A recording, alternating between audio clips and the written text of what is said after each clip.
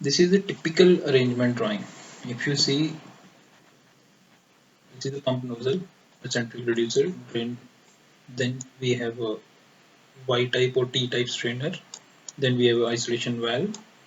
Same is, this is pump A, this is pump B. So typically these are connecting, and the common suction header is coming from this point. Okay. In this case, what is the difference? We are using T type strainer. So the benefit is we are avoiding this one elbow.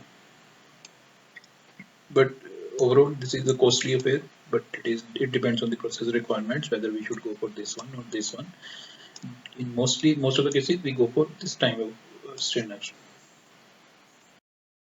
Same fittings are arranged in vertical configuration. Most of the cases, this kind of configuration is used for vertical pumps, or we can go for smaller size.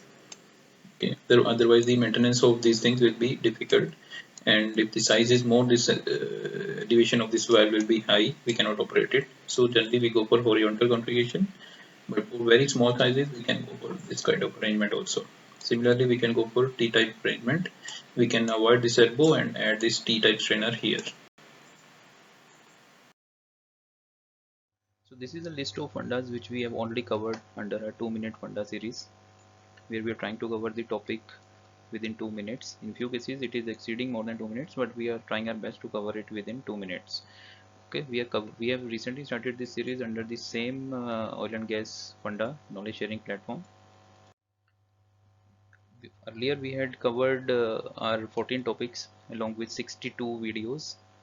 Okay, now we have covered we have started this series 2-minute funda, and we have added more than 100 videos here. So into altogether we have more than 200 videos now. I'm sure you are watching it under standard and HD format along with the subtitles. Many more are on the way, so stay tuned. I'm sure you are enjoying the videos. So see you in the next part.